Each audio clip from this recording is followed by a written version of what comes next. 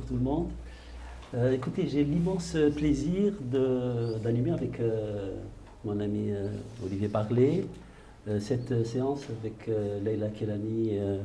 Nous sommes vraiment très heureux d'avoir pu à la fois programmer son dernier film, Indivision, que vous avez vu certainement hier soir et que vous verrez si vous ne l'avez pas vu, ou que vous reverrez si vous l'avez déjà vu ce soir.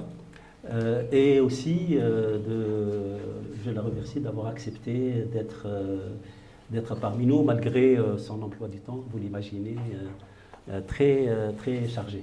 C'est un immense plaisir pour nous. C'est un plaisir d'abord pour moi aussi. Et on ne voulait pas nous contenter d'une rencontre ordinaire, sachant que ce n'est pas des mots comme ça, protocolaires, que nous avons à faire, en tout cas pour moi et pour les membres de l'équipe de la programmation, une cinéaste importante, dont chacun de ces films nous a vraiment beaucoup marqué dès le début. Et puis, Indivision mérite plus d'une projection et plus d'un débat. Donc voilà, merci à vous d'être là, aussi nombreuses et nombreux. Vous interviendrez, bien évidemment, vous interviendrez à peu près comme vous voulez. Avec Olivier, nous avons arrêté une espèce de petit déroulement comme ça. Avant de le laisser présenter Leïla, ça va se passer de la manière suivante. On va montrer à chaque fois, parce que vous n'avez peut-être pas vu tous ces films, il faut les voir. J'insiste, vraiment. On va montrer un petit extrait chaque fois que Olivier a eu l'amabilité de choisir, à partir duquel Leïla interviendra, sur lequel elle rebondira pour nous dire ce qu'elle pense. Et alors ce ne sera pas, comme on dit, une leçon de cinéma, ce sera quelque chose, j'espère, un peu plus que ça, un échange plus important et qui nous permettra, qui nous aidera à comprendre mieux, à rentrer mieux dans son univers. Donc je te laisse, Olivier, faire une présentation. Nous allons essayer de faire en sorte que ça ne soit pas trop long. Hein, oui, comme ça. C'est juste quelques éléments biographiques de manière à introduire les choses. Alors le micro n'est pas branché. 1, 2, 2. Voilà. 1, 2, 3. Donc oui, alors juste quelques éléments biographiques pour introduire les choses. Donc Leïla est née à Casablanca, elle suit des études d'économie à Paris, elle obtient un DEA d'histoire et de civilisation de la Méditerranée, tout ça est juste jusqu'à présent, et elle prépare une thèse que finalement elle ne va pas terminer à l'école des hautes études en sciences sociales parce qu'elle s'intéresse de plus en plus, on va dire, au monde à travers le journalisme, et ensuite elle va dévier assez rapidement du journalisme vers l'image et le son, c'est-à-dire le cinéma, avec une autre manière de prendre les choses. Alors, quelque chose qui m'a beaucoup frappé, d'ailleurs, dans les biographies qu'on peut lire, c'est qu'il est marqué que Leïla Kelani a toujours rêvé d'être clown. Est-ce que... Alors, c'est vrai, j'ai toujours rêvé d'être clown. J'adorais faire rire et j'étais plutôt efficace là-dedans. Mais on m'a dit qu'il fallait faire des études très sérieuses, donc j'étais plutôt bonne élève. Ce que je pourrais ponctuer, c'est que j'avais un rapport quand même très physique au cinéma et au son et à l'image. Et j'ai grandi pendant les années de plomb au Maroc. Et ça détermine beaucoup, je pense, mon rapport au cinéma, parce que l'image, c'était une image qui était rare. Vous allez voir que avec Indivision, finalement, c'est plutôt le double antithétique. L'image était rare, elle était contrôlée par le système. Et de ce manque de miroir réflexif, moi j'étais très cinéphage, donc je regardais tout ce qui pouvait passer, mais c'était à chaque fois quelque chose qu'on arrachait. Les films étaient rares, pouvoir les voir, c'était une petite lutte romanesque. Et il y avait un ciné-club qui a duré très peu d'années sur la télé marocaine. Et de ce rapport à la rareté, de ce rapport au manque de miroirs réflexifs, est venu ça a mis beaucoup de temps à mûrir. Je faisais des photos. C'était toujours très compliqué parce qu'il y avait toujours beaucoup de censure. Et je suis arrivée au cinéma, mais j'ai jamais, ce qui m'a fait franchir le pas, ça a été une longue maturation, mais j'ai été habitée par l'image. Et le fait qu'il fallait les arracher, ces images-là, que c'était pas quelque chose dans lequel je pouvais puiser, que ça soit en tant qu'ado ou jeune adulte, pour me reconnaître, en fait, et me reconnaître comme individu et collectivement. Et ben voilà, des images qu'on arrache, on peut démarrer. Puisque, bon, j'allais faire la filmographie, mais en fait, c'est ce qu'on va faire maintenant, donc pas la peine. Ce qui est quand même caractéristique, c'est que il y a là, en fait, on a 5 films à présenter. Le dernier et le 5e étant en division, mais il y a un passage du documentaire vers la fiction. C'est-à-dire que les 3 premiers films sont documentaires et que les 2 suivants sont de la fiction. On pourra reparler un petit peu de ce passage et à la fois de ses choix. Et peut-être qu'on démarre tout de suite par le premier extrait, donc, avec le film Tanger, le rêve des brûleurs, qui date de 2002. ورغم ذلك واخا كنسمعوا حنا هاد المسائل ديال الخطر الموت وهذه، ولكن كل واحد التخصص ديالو في الحريق. محمقين لنا الكيران دابا. كيان ملي كتجبر شي كان ما كتحسش براسك راسينا واصل. قلبي كيبدا يضرب. دف خصني نمشي نقيس الكار وربي قالوا على حساب الحريق تزرع لنا في الدم ديال. انا ما نكذبش عليك، انا راه الا ما حرقتش الحماق، انا الا ما مشيتش لاوروبا الحماق. انا البارح قلت لك بكيت، جبدوني ما ضربتش، بكيت. كون يخلوني ضربت كون يخلوني تخشيت نتمرمد ونرجع، ما يبقاش فيا الحال، والله ما يبقى فيا الحال. اما الموت اما الحريق. الحريق وربي كبير. ولات عندي هاد الجغمه ديال ما خصني نحرقها وربي كبير.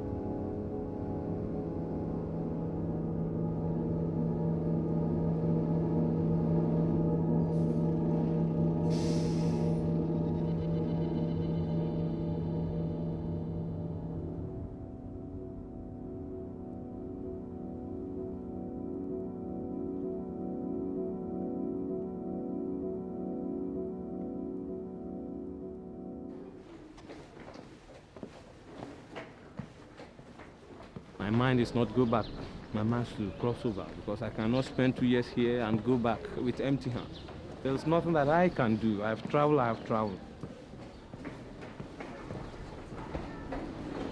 I don't have rest of mind. My mind doesn't settle. Even though I'm eating, my mind doesn't settle. Even though I'm sleeping, my mind doesn't settle because I never reach my destination. There's no any hope, no way.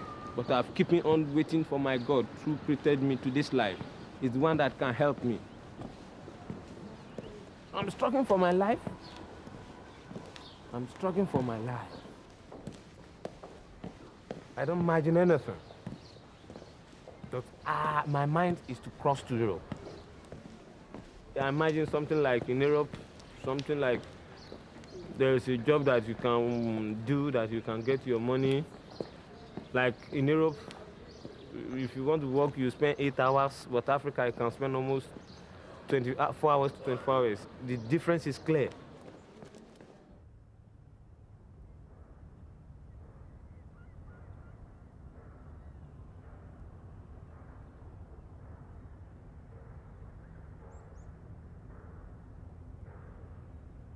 last time I dreamed that my mother was died. People are going to bury him, so I was keeping on fasting, praying on the bed, things like that. Sometimes I see somebody smashing me. Sometimes dream like when I sleep, I used to think, about many things. Many things, many things. Okay, there was a time that I sleep, I dream that police arrested me. The next day, police arrest me, but they could not able to carry me to Wisdom. God comes to their mind, after asked caution for me, then leave me.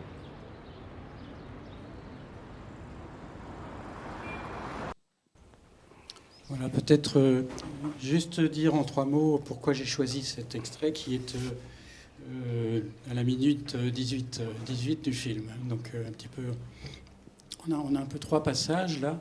On a un premier passage où on a un groupe d'hommes qui discutent ensemble, qui veulent brûler, donc qui veulent faire le passage, qui veulent prendre donc les bateaux, et qui discutent ensemble, qui déjà nous donnent plein d'informations sur leur état d'esprit. Ensuite, on a un deuxième passage qui est uniquement des prises de vue de la ville de Tanger la nuit. Alors tout ça était un peu sombre, les conditions de projection ne sont pas idéales, on n'est pas dans une salle de cinéma, mais où on a des choses très impressives comme ça sur la ville et comment ça résonne par rapport à ce qu'on vient d'entendre, où il y a des camions, où il y a des techniques quelque part, puisqu'ils sont tous en train de se demander comment ils vont arriver à passer. Et puis il y a un troisième passage, tout ça se suit, et il y a un troisième passage qui est dans une ruelle où un homme parle, et là on ne le voit pas parler, puisque en fait c'est une voix over, c'est une voix... donc c'est une deuxième manière d'aborder les choses, c'est sa parole qui a été recueillie par ailleurs, et on le voit qui passe dans des ruelles de plus en plus étroites pour finalement arriver, quand il est en train de dire qu'il a envie de passer, mais que c'est presque impossible et que donc ça peut arriver que par un miracle. Et à ce moment-là, il arrive au bord de la ruelle. Et ensuite arrive son rêve. Et son rêve, c'est de ce domaine-là. C'est-à-dire, c'est ce côté extrêmement fort, psychologique, obsédant du passage, où on voit à quel point ça devient le seul but dans la vie, c'est de passer de l'autre côté, quoi. Donc voilà, c'est déjà une première approche esthétique du problème de la migration qui, à l'époque, a quand même beaucoup marqué parce que beaucoup de films étaient du domaine du reportage, qui était important parce que c'est important de connaître. Mais là, on passait à une autre dimension. Oui, alors c'est mon premier film. C'est parti de quelque chose de très obsédant. Moi, je suis originaire de Tanger, donc j'ai vu la ville se transformer. C'est une ville qui, pendant 40 ans, était dans une récession économique éternelle, qui était totalement phagocytée par l'imaginaire un peu orientalisant, un peu beatnik autour d'elle, parce que c'est une ville un peu glamour chic où à la fois les orientalistes au 19e siècle sont venus, les beatniks fumaient des joints et puis rêvassaient. Donc c'est une ville qui était phagocytée par son imaginaire. Quand on parlait de Tanger, on vous disait « Ah oui, Tanger, l'international ». Donc moi, je ne me reconnaissais pas tellement là-dedans. Une ville qui était en récession économique et qui était complètement atrophiée et qui, en même temps, est donc sur la pointe de Gibraltar, qui a une relation physique, métaphysique, directe et pas du tout,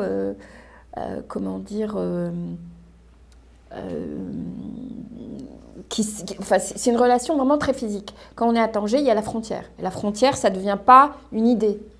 Donc la violence de la frontière, on la ressent. Moi, j'ai grandi donc en notant la frontière. Je disais, il y a une ligne. L'Europe, c'est à la fois une utopie, mais c'est aussi une proximité avec laquelle moi je jouais. Je disais, aujourd'hui, elle a 14 sur 20, l'Europe. Là, aujourd'hui, elle est à 6. Là, elle est à 20 sur 20. Mais un jour, en 93, je pense, il y a Schengen qui est instauré. Donc cette frontière-là, elle est fermée, elle est cadenassée. Et affluent au Maroc, mais un peu partout ailleurs dans ces lieux de frontières, des milliers, voire des dizaines de milliers ou des centaines de milliers, de quelque chose de nouveau, des gens qui veulent traverser en risquant leur vie dans l'endroit le plus proche de l'Europe. L'Europe est constituée en prison, enfin de l'autre côté, il y a une forteresse, et ces gens veulent traverser. Donc il y a des reportages. Il y a plein de reportages où on montre des gens bleurés, c'est-à-dire le visage brouillé, des gens qui sont complètement essentialisés, qui ont aucune identité et qui, comme disait Olivier à juste titre, c'était important du point de vue de l'information, mais qui étaient complètement déshumanisés, désincarnés, traités comme de manière interchangeable, avec une version unique, le misérabilisme et misérabiliste et paternaliste du Grand Sud qui vient se cogner au Grand Nord. Et donc moi, l'intuition que j'avais, c'est que c'était pas une réalité qui allait disparaître au bout de quelques mois. Et j'ai eu envie de m'en emparer et d'écrire une épopée cinématographique en travaillant sur l'imagination et le temps long de ce qu'on appelait les brûleurs. Les brûleurs, c'est quand même un mot assez extraordinaire qui a été inventé dans les années 90. Les brûleurs, c'est quoi? Ça veut dire brûler ses papiers. D'abord, ça commence par le bus. On brûle quand on paye pas le bus et ça s'est associé au fait de traverser. C'est un suicide social, en fait, le brûlage. On traverse, on brûle ses papiers et on s'invente avec une nouvelle identité. Et les brûleurs sont devenus une espèce de figure comme ça, politique et métaphorique de nos sociétés. On va retrouver Bouzid, vous savez, dans les révolutions arabes, qui s'est brûlé réellement.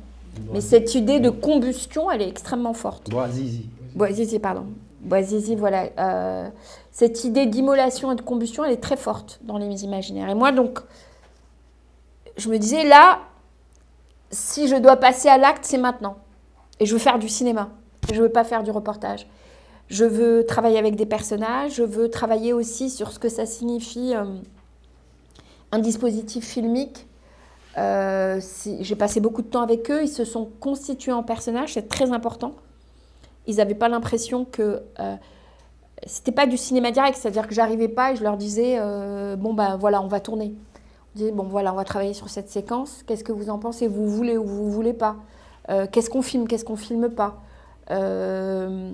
Et ce qui était important pour eux, c'est ils voulaient raconter leur histoire de l'intérieur, du point de vue cinématographique, et travailler comme des acteurs. Des acteurs pas au sens Hollywood, mais au sens du pouvoir de narration.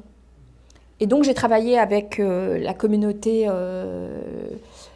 subsaharienne et nigériane qui était frappée du double délit parce que tous les brûleurs sont illégaux par un délit d'intention, parce que le Maroc jusqu'à récemment faisait très très bien le policier pour l'Europe. La position a un peu changé, mais jusqu'à très récemment ils étaient quand même très contents de faire ça. Et ils sont donc soumis au racisme des Marocains. Mais moi, ce que je voulais, c'est vraiment travailler sur les imaginaires. Donc le film s'appelle Tanger, le rêve des brûleurs. Et je leur ai dit, on va travailler sur votre imaginaire. Et en même temps, on va, pour moi, s'arrêter à une espèce de pacte qui est celui de filmer la tentation, mais jamais la tentative. Jamais on les a filmés montés sur un bateau, ce qu'on voyait beaucoup dans les reportages et les fictions, qui, moi, me posait un problème éthique. Je ne sais pas, il y avait une forme d'obscénité. Et on filmait la tentation, et donc moi, je devais trouver un traitement cinématographique à ça, en collant, rendre glamour des camions, qui étaient des objets de désir, parce que beaucoup traversaient la première séquence, malheureusement, qui effectivement a été un peu expédiée. En fait, ils sont ensemble et ils parlent de leur objet de désir. Et leur objet de désir, c'est le camion. Et donc, l'un des protagonistes dit moi, je suis fou des camions. On a l'impression qu'il parle de sa femme, enfin d'une femme ou d'un objet amoureux. Je ne sais pas, une femme, un homme, je ne sais pas. Mais cet objet de désir qui est éminemment cinématographique, il est aussi émancipateur, c'est-à-dire que pour moi, il ne s'agit pas de venir avec du paternalisme, leur dire oui, mais vous savez, de l'autre côté, c'est pas l'Eldorado. Je crois qu'il n'y avait aucune naïveté de leur part, ils savent très bien où ils vont. mais qui a quelque chose d'émancipateur dans le cinéma quand il vient inventer des dispositifs pour trouver une narration la plus juste, mais aussi la plus puissante esthétiquement. Et donc, dès mon premier film, voilà, j'ai essayé de faire ça. Merci. Oui, il y a dans ce que tu disais à l'instant, il y a tout ce rapport à la personne, comme ça, qui nous annonce déjà le rapport qu'il va y avoir dans les autres films, avec cette capillarité, quelque part. Il y a beaucoup de gros plans dans le film, il y a cette proximité, comme ça, corporelle, qui permet d'exprimer justement cette substance presque métaphysique, comme ça, de ce rêve de brûler, quoi. On passe tout de suite, donc, à moins que tu veuilles... Non, ça va, on y va. On y va. On passe donc au deuxième film, qui est un film assez inconnu. Moi, je dois dire, je l'ai découvert en préparant cette leçon de cinéma. Je ne l'avais pas vu, j'ai vu ça, que ça apparaissait dans la filmographie. C'est un portrait d'un musicien contemporain. Et donc, le film s'appelle Zad Multaka, Passage. Et il est grosso modo la même année, 2002-2003. Oui, j'ai filmé juste après Tanger. Ouais. Voilà. Allez, un extrait.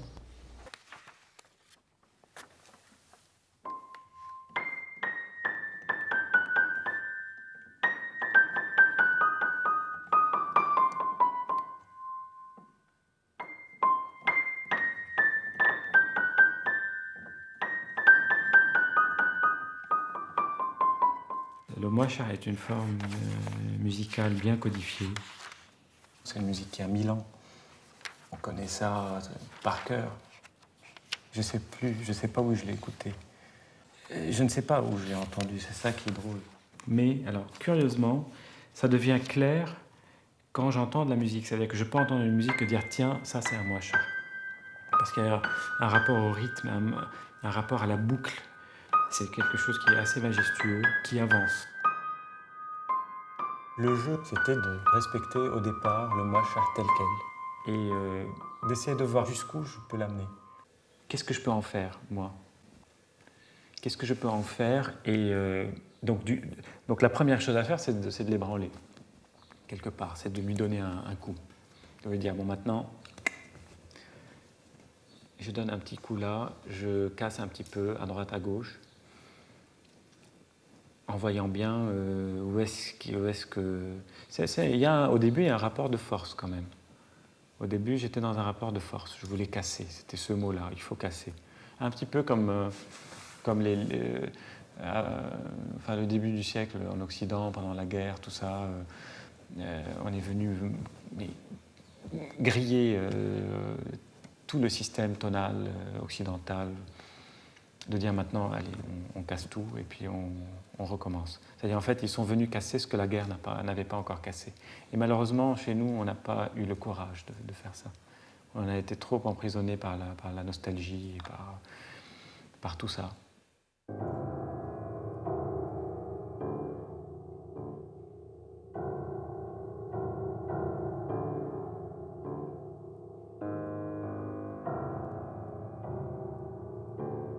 Comment faire entrer le piano dans un ensemble avec un oud, avec une voix et une percussion?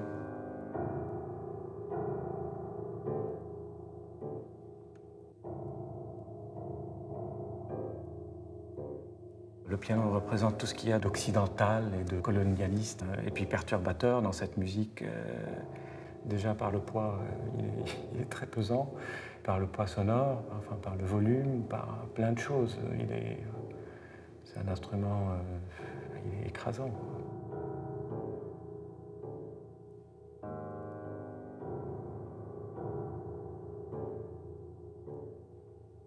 L'idée, c'était qu'il se transforme en percussion.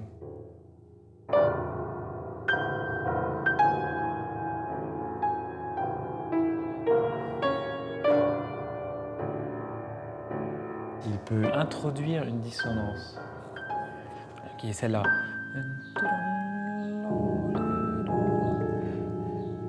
Il installe déjà. C'est très bizarre sur ça.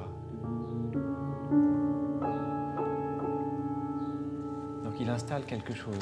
Et après, il va dévoiler une autre passe de lui-même. Tan, tan, dan.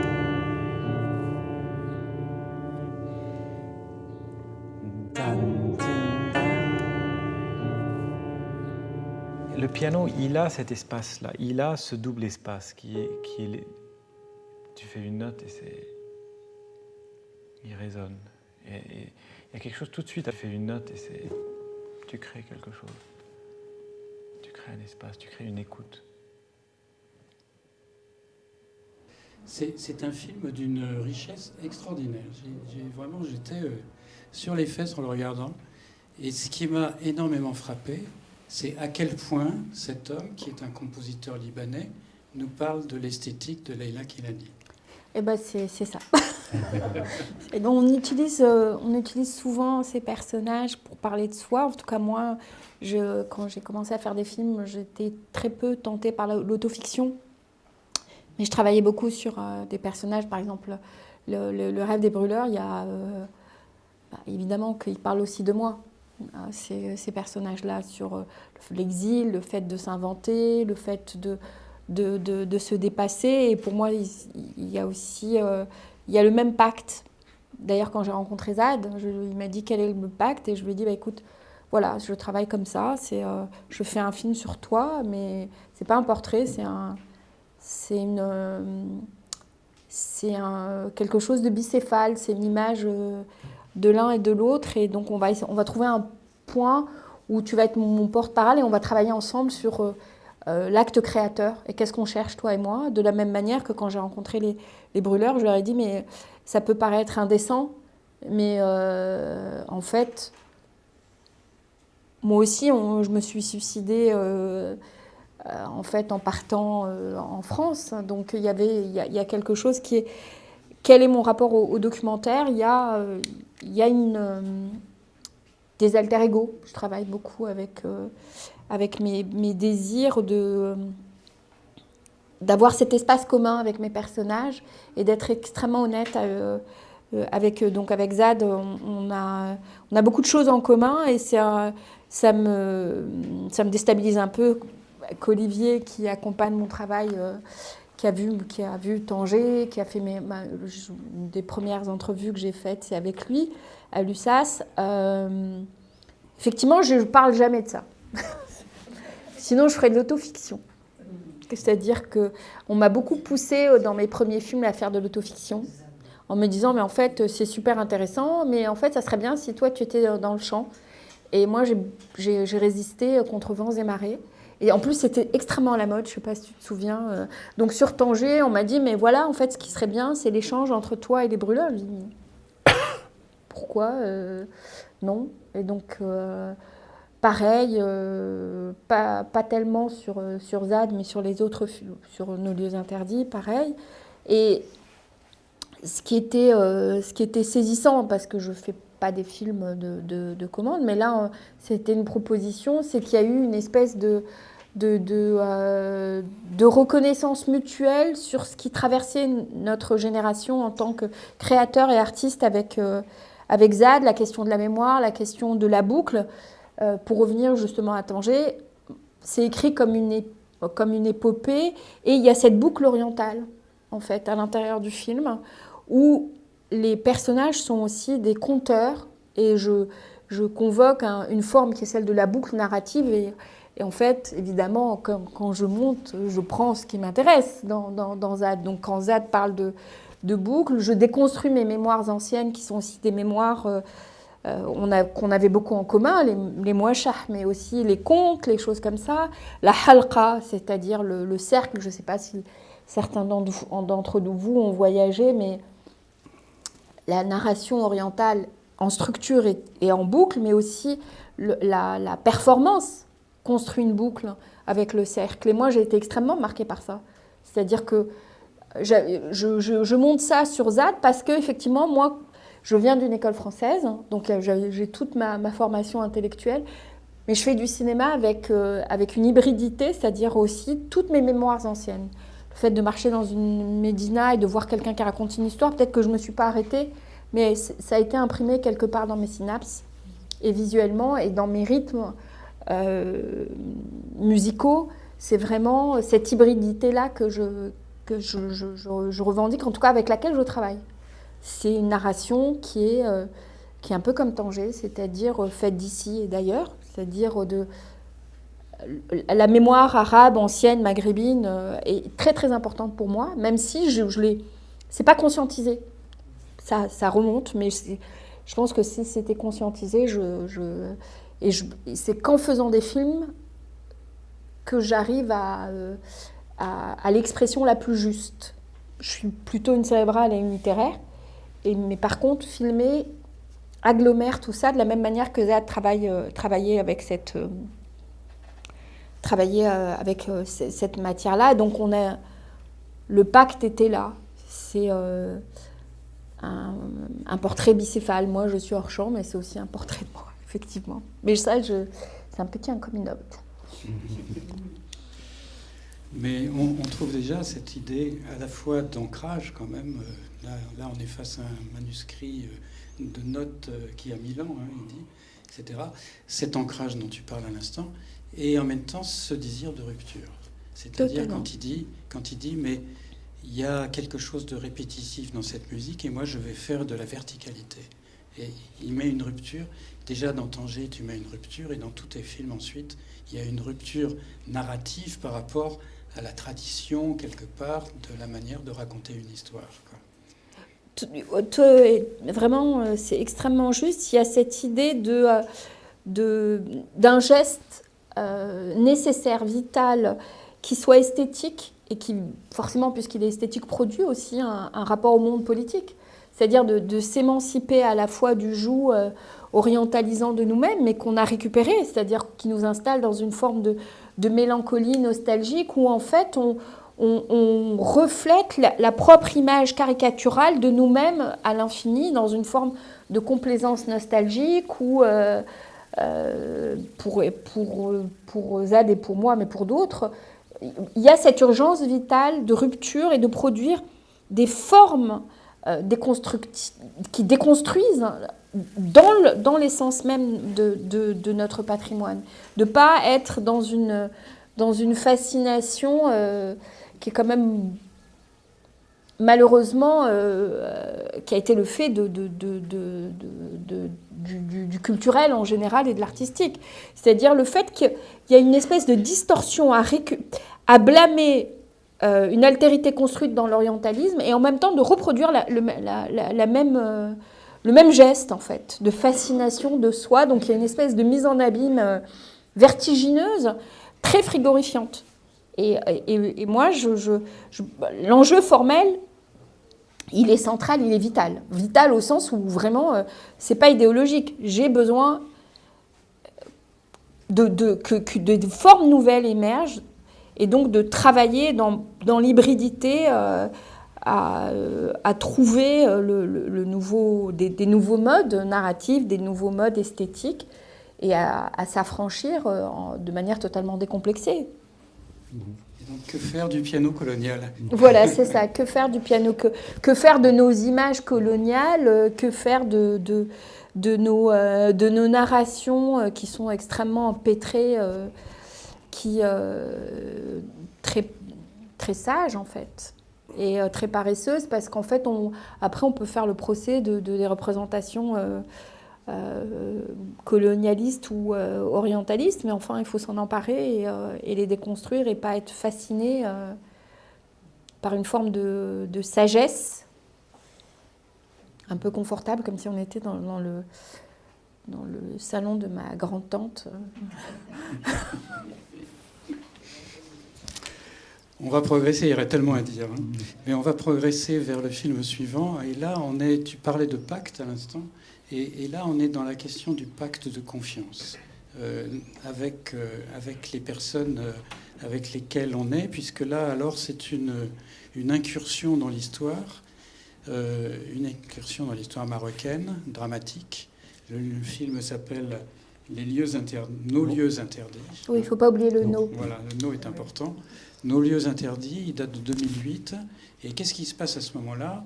Tu travailles sur la mémoire d'un certain nombre de familles qui ont perdus dans des conditions terribles et qu'ils ne connaissent pas en général des membres de leur famille, parce qu'il y avait répression extrêmement forte comme ça de la part du pouvoir marocain de toute opposition. Et pendant que tu travailles sur ce film, tout d'un coup, le gouvernement marocain, qui a changé puisque c'est le nouveau roi, va mettre en place une commission qui s'appelle Équité et Réconciliation. Et donc, ça change la donne du film, parce que tu travaillais depuis 4 ans là-dessus, oui, en fait. Depuis Tanger, en fait. Ouais, c'est ça. C'était un diptyque, normalement. C'était Tanger, le rêve des brûleurs. C'était un peu la partie émergée de l'iceberg de notre identité, qui on est, la violence de la traversée par de la frontière. Donc, il y avait cette idée de violence. Et la violence immergée, c'était les années de plomb. Et donc, tout de suite, moi, j'ai pensé en diptyque. Je me suis dit, l'immergé, l'actualité et le passé, en fait. Et alors, on va voir dans un extrait, c'est des extraits de 4 minutes à chaque fois. Et là, c'est seulement le début du film. Parce que prendre un extrait dans le film, ça aurait été très difficile. Mais on va voir à quel point ce début de film est proche du travail fictionnel qui va suivre.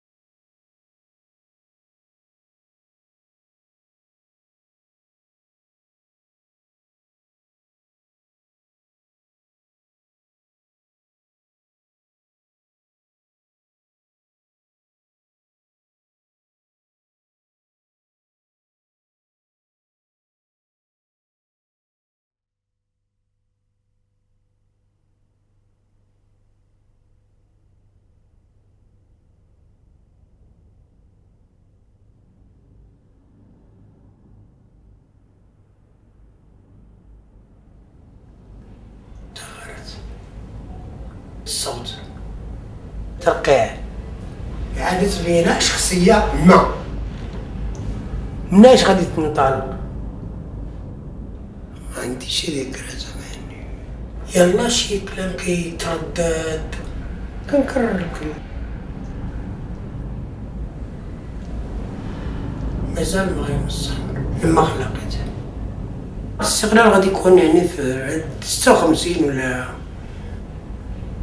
في الدولة دخل يعني من بعد ما استقل المغرب تما غادي يبدا الصراع ما يمكنش نعرف شنو وقع الصراع يعني هادي بارد يعني دائم مرير تبدل يعني وجه بوجه الحرب 30 ولا 40 عام يتفجر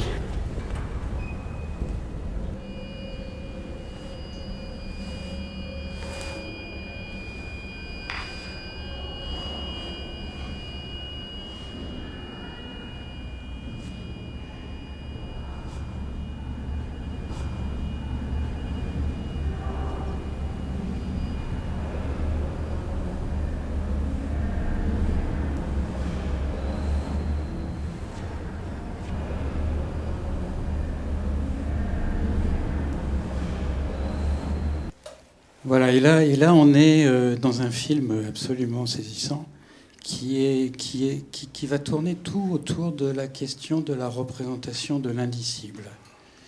Et comment on arrive à représenter les choses, et c'est une vraie question de cinéma. Effectivement, en fait,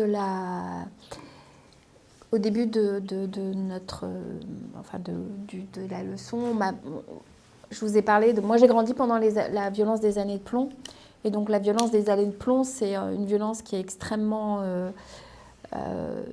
terrifiante, où il y a des gens qui disparaissent. Moi, je sais pas, ça a commencé avant moi, c'est-à-dire en 56, des gens qui disparaissent, des gens qui sont torturés.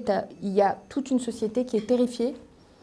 Et il y a un mot qui résume, là encore, moi j'aime beaucoup les mots, qui résume ce rapport-là à la violence politique, c'est mrabar, c'est-à-dire réduit en poussière. Les gens disparaissaient et on ne pouvait pas en parler. Et il y avait cette menace permanente de la disparition, de la torture, qui faisait que toute une société non seulement était censurée, mais s'auto-censurait. Donc il y avait comme une espèce d'hydre incroyable qui était la terreur politique du régime de Hassan II, qui contrôlait tout, qui contrôlait les images, les récits, les familles. Et avec cette auto-censure où on était, à mon sens, tous responsables de ce qui se produisait. C'était terrifiant, c'est-à-dire qu'on ne pouvait pas...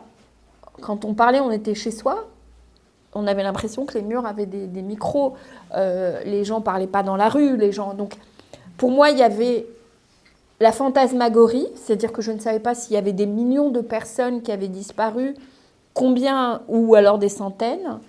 Il y avait une négation systématique du crime politique, et il y avait son effet sur la population, donc sur nous, qui était cette terreur, mais vraiment cette terreur dans laquelle on a grandi, qui faisait que toute action politique a fini par être anesthésiée sur plusieurs générations, sur 3 générations.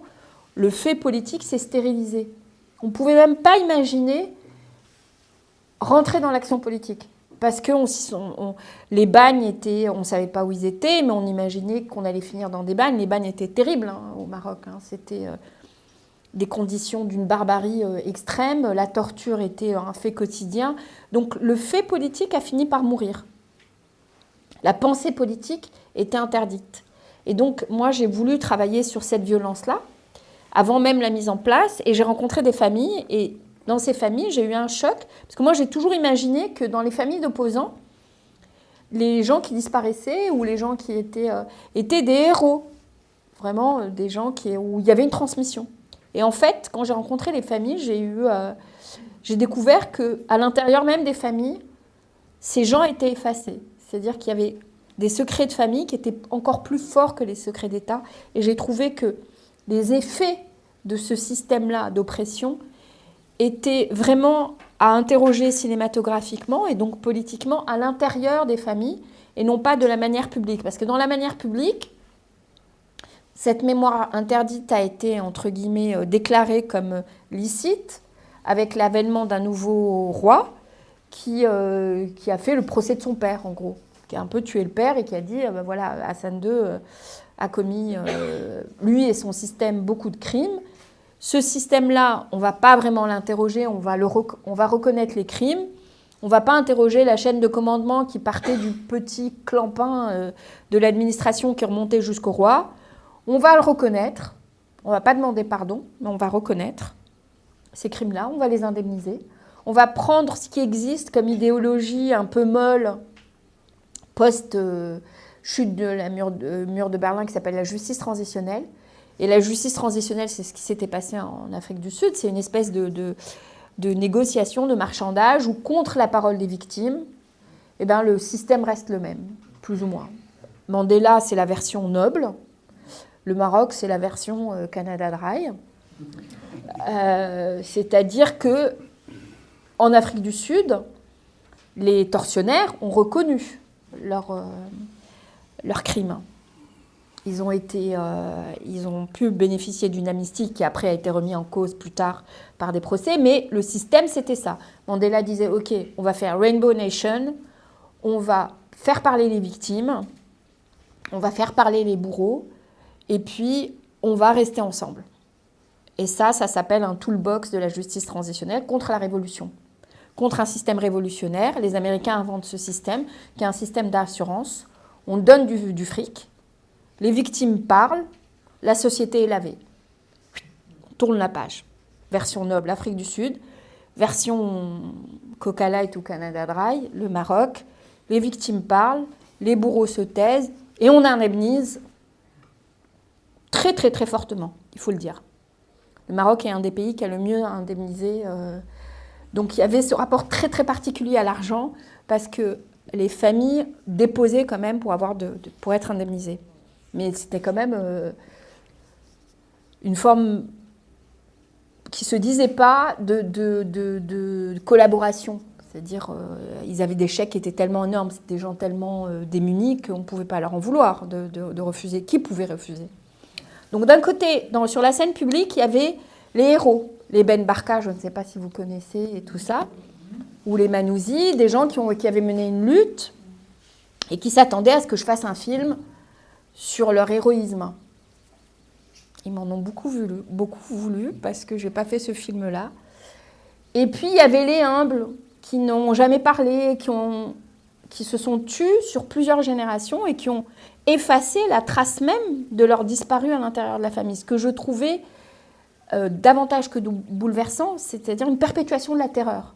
C'est-à-dire sur 3 générations, le disparu avait vraiment disparu à l'intérieur de sa famille. Ce qui était pire que tout pour moi. Et donc, j'ai travaillé avec ces familles-là.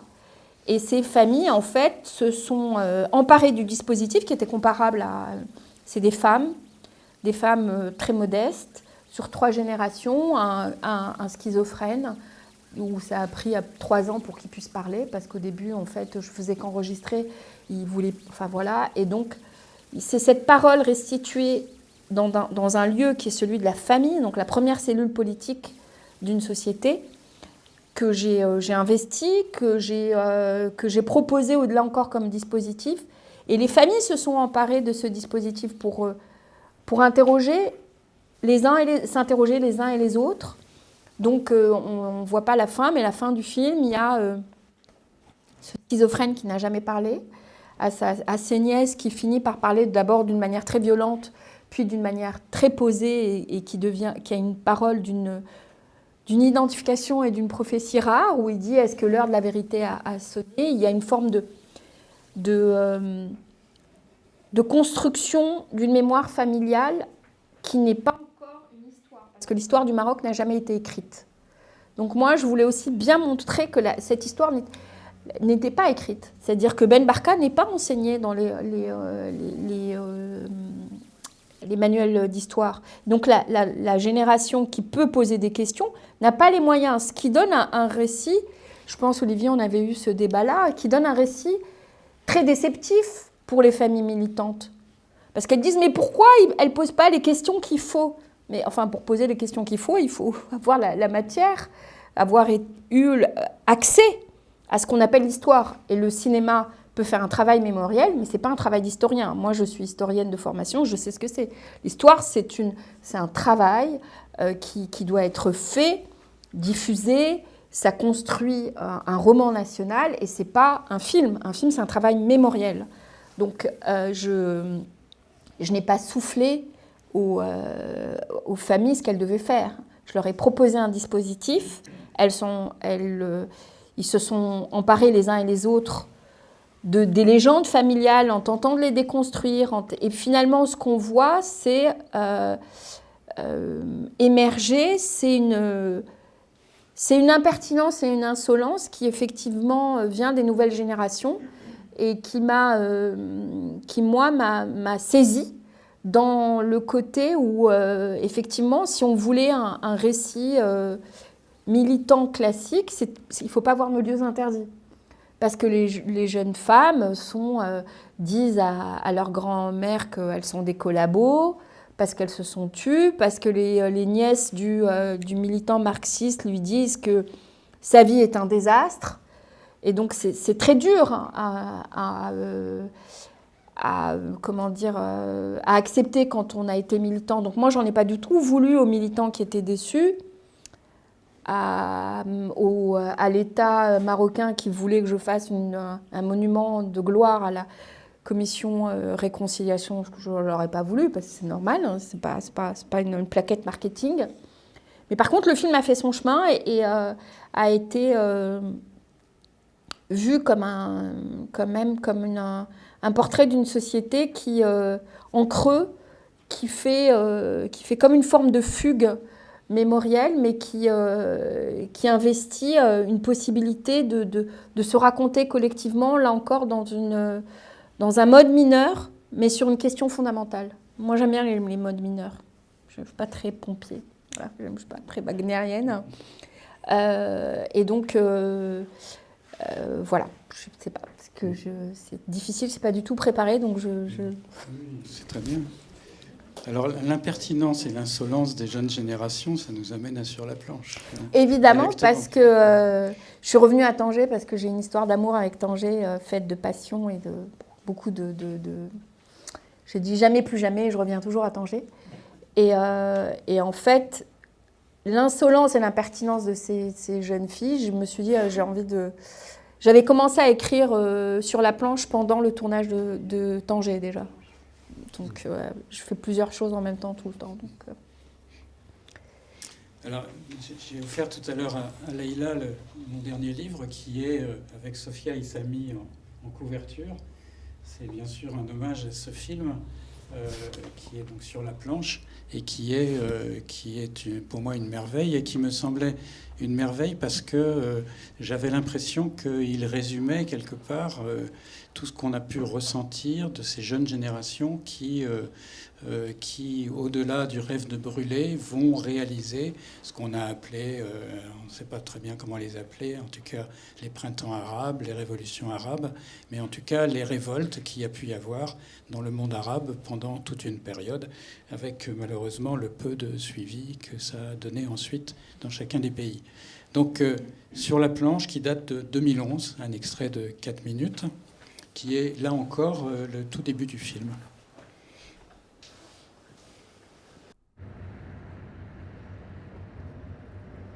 النفس اللي كتكذب ما عندها الحق تكذب. علاش؟ اللهم تكون واقف شاد في كذبتك ولا تكون ملوح في الارض مجبت على الحقيقه ديال الاخرين. ماشي كنسرق كنرد على راسي الصرف، وماشي كنصب كنرجع الدين، وماشي كنبزنس كنبيع وكنشري، وماشي كنبيع راسي كنعرض على راسي، وماشي كنكذب كناخذ لافونس علاش خاصني نكون واخده لافونس على الحقيقه كنزرب على حقيقتي.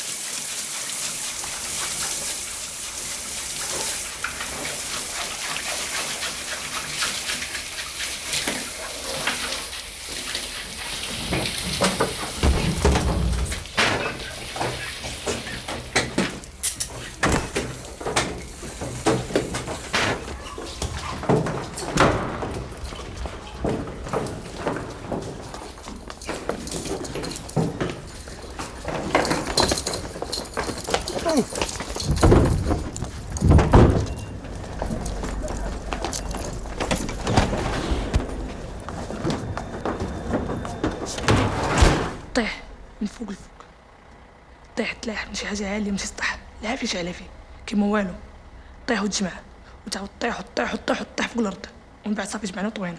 ولكن طيح من راسك وطيح من عينيك، هذيك هي الطيحه قاوده.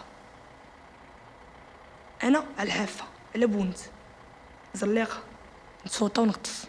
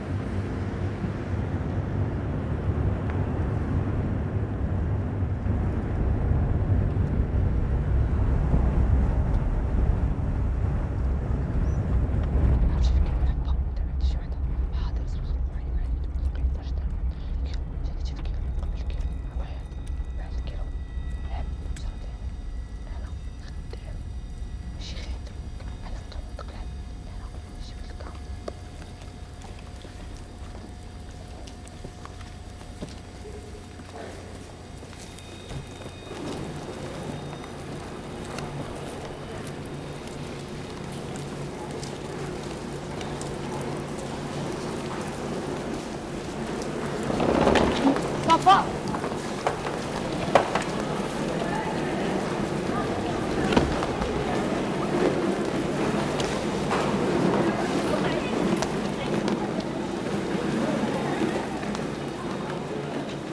Non, tu laisses là.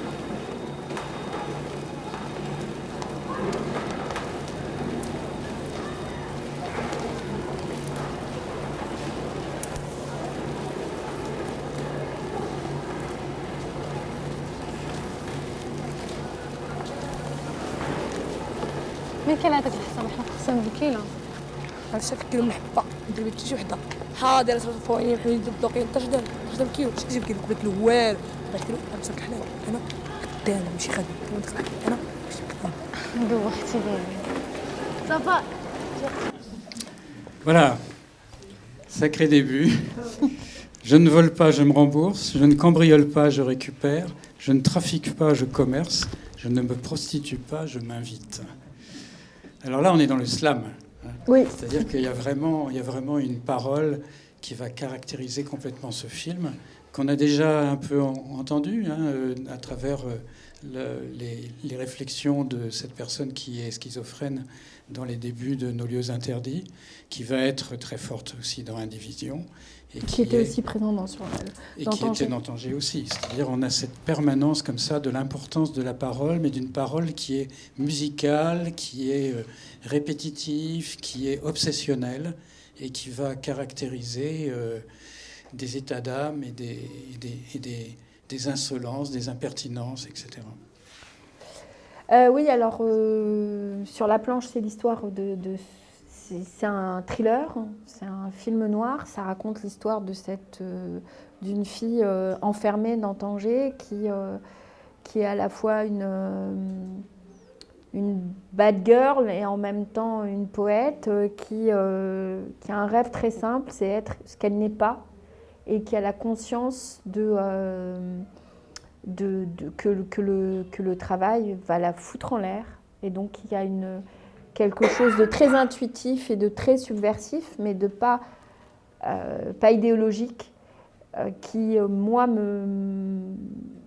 véritablement me bouleversait, c'est-à-dire d'être en contact avec cette génération-là, qui avait cette insolence, cette transgression, et de me dire comment on peut raconter ça en étant tout aussi barré qu'eux, c'est-à-dire en essayant de ne pas en faire un objet filmique qu'on pouvait saisir. C'était vraiment la ligne de fuite qui m'intéressait. C'est-à-dire que Badia, elle est insaisissable. Et donc, formellement, esthétiquement, j'ai travaillé sur un cadre où elle nous échappait tout le temps. Elle était impossible à capter. C'était très, très important pour moi que la ligne de fuite soit le motif essentiel du film. Et donc que cette idée de combustion, d'ailleurs, là aussi, le film s'achève sur une combustion. C'était avant les printemps arabes ou les révolutions arabes. Il y avait à la fois cette idée de trouver la forme cinématographique, le récit, et donc le thriller s'est imposé un peu de soi parce que Tanger est une ville noire au sens film noir, c'est-à-dire que c'est une ville romanesque, c'est une ville avec des truands, c'est une ville avec un imaginaire extrêmement marqué dans la criminalité. Donc c'était évident que ma fiction devait se passer là-bas, mais je voulais en fait déconstruire les codes du film noir. Et là, c'était pas un mec, c'était une nana. Il n'y avait pas un véritable braquage de banque. Elle braque une zone franche. Elle va rentrer dans l'Europe en territoire marocain. Donc le braquage est dans la distorsion. Il n'y a pas de flingue. Et le flingue, c'est sa langue. Donc c'est quelqu'un qui braque les gens en performant en permanence cette espèce c'est vraiment un attentat avec la langue. Et donc moi, d'emblée, j'ai voulu ça. Je me suis dit, voilà, c'est une espèce de poète très arabe avec le côté mejdoub, c'est-à-dire la scansion, et en même temps, elle est très contemporaine. Elle arrache son espace de politique de performance par la langue en permanence. Donc c'est quelqu'un qui est enfermé dans la ville, qui est enfermé dans ses rêves, qui a une fougue incroyable, qui va braquer tout le monde par sa langue, et qui est ouvrière le jour. Justement, je commence par ça parce que je trouvais que la définition, c'est un peu Rubik's Cube, que je ne voulais pas enfermer mes personnages dans des définitions. Ça m'énerve tout le temps quand on dit oui, mais alors ces filles-là, elles se prostituent, ou alors ces filles-là, à l'écriture, on me disait mais non, mais comme c'est des prostituées, il faut qu'on la voit coucher et qu'on voit. Vraiment là, non, mais vas-y, il faut qu'on la voit coucher, qu'on voit la petite culotte, qu'on voit l'acte, et en fait, tu as trop de pudeur, il faut qu'on voit l'argent. Et moi, je disais, mais non, c'est plus compliqué que ça. Il y a un mot aussi en marocain qui résume ça, je crois qu'il est un peu partout, c'est dbar, c'est l'homo, et moi j'appelle ça l'homo tedberatus, c'est-à-dire que c'est un système de débrouille qui est beaucoup plus épineux, beaucoup plus insaisissable que les mots qu'on voudrait utiliser pour les confisquer. Est-ce que c'est de la prostitution? Non. Enfin, oui et non. Donc, c'est ce que je dis. Elle s'invite parce que si vous parlez à ces filles... Et donc, moi, j'ai beaucoup... Je viens du documentaire et puis je suis historienne, donc j'ai parlé beaucoup. J'ai amassé beaucoup de matière humaine et d'entretien, mais je voulais en faire une forme romanesque. Donc, je n'allais pas faire une séquence où quelqu'un allait dire non, je ne suis pas une prostituée. Je me suis évertuée à inventer une espèce de mantra, un pacte qui était celui de cette conteuse-là, qui allait braquer vos imaginaires, je l'espère, en tout cas produire un petit attentat.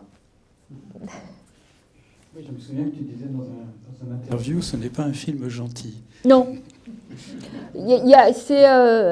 À l'époque, il y avait beaucoup ce truc de dire oui, mais les films doivent être gentils. Hein. C'est pas un film gentil, non. Je sais pas d'ailleurs si l'un de mes films, c'est pas non plus des films méchants, haineux, mais c'est marrant parce que j'avais complètement oublié cette interview, mais je crois qu'aucun de mes films n'est gentil. Ça veut pas dire qu'ils sont haineux. C'est juste que je trouve que c'est super les feel-good movies, mais qu'on a le droit aussi de faire autre chose. Moi, j'ai envie de faire autre chose. Et c'est là où s'opère donc le passage du documentaire à la fiction. C'est là où il s'opère, mais il n'y a pas eu la classe des moyens et la classe des grands. C'est-à-dire que moi, quand j'écrivais en fait sur la planche, j'étais en tournage. D'ailleurs, c'est un des plans que tu as montré, Olivier. J'étais en tournage de Tanger. Et en fait, j'étais sur cette fameuse... ces plans qui sont montrés, où j'étais avec les brûleurs à l'aube. Et j'ai découvert, au début, mes personnages étaient des hommes. Et j'ai découvert cette armée de femmes par le son. Et c'était assez fou, parce que j'ai entendu une espèce de bruit d'armée arriver, des bruits de tissu, très précisément, arriver sur le port. Puis j'ai vu un nuage, et j'ai demandé aux brûleurs, c'est qui? Et ils m'ont dit, c'est des crevettes. Et donc, moi, j'ai dit, ah bon? Et puis, 2 heures plus tard, sont arrivés. Le nuage était plutôt gris, les djellabas étaient plutôt grises. Et 2 heures plus tard, au petit jour, les crevettes descendent à l'aube. Et ils m'ont dit, tiens, ça, c'est les textiles. Et donc, il y a ces 2 castes qui se regardent en chien de faïence. La pire condition, c'est être crevette, parce qu'en fait, on est payé au kilo. Et donc, ce temps-là, qui est un temps... au final, elle gagne plus que les textiles. Mais c'est un temps archaïque. Et c'est un temps d'aliénation, c'est un temps d'asservissement total, et c'est vécu comme tel. Et puis, il y a l'odeur. Et donc, les crevettes sont... il y a une frontière, là encore, moi, je suis extrêmement travaillée par cette question de frontière. Il y a une frontière invisible, mais physiquement très présente. Et donc, j'ai beaucoup travaillé la mise en scène de cette frontière-là, parce qu'elle est obsédée par le fait de se laver et de faire peau neuve, de muer. Et donc, cette odeur de crevette, elle est insoutenable, et elle divise ces castes-là qui se regardent vraiment comme... alors, pas comme des ennemis, mais parce que les crevettes sont... Des bandes rivales, quoi. Oui, alors pas des bandes rivales, parce que il y a un mépris total de la fille crevette. C'est vraiment au-delà du lumpen prolétariat. On n'est même pas prolétariat quand on est fille crevette. C'est la première entrée dans la ville de Tanger. Quand on arrive et qu'on a aucune connaissance, on va frapper à l'usine et on va vous prendre. Et même si au final, elle gagne plus, elles sont à juste, je dirais pas à juste titre, mais en tout cas physiquement très vite abîmées. Et puis, il y a une obsession, c'est qu'il ne faut pas rester plus de 3 mois. Parce que sinon, tu es foutu, tu gagnes plus d'argent. En fait, quand tu commences à gagner de l'argent, en étant crevette, tu as du mal à partir. Et donc, cette idée d'aliénation, elle était très importante pour moi. De l'aliénation par le travail. C'est qui nous renvoie à nous-mêmes, hein, c'est-à-dire pourquoi on est... Enfin, les workaholics, c'est ça, c'est des gens qui travaillent pour gagner plus. En plus, à l'époque, il y avait le slogan de Sarkozy, il faut travailler plus pour gagner plus, donc ça me... Et donc, ce n'étaient pas des comédiennes professionnelles? Non, ce n'étaient pas des comédiennes professionnelles, mais il n'y a aucune improvisation. Elles ont beaucoup travaillé et elles ont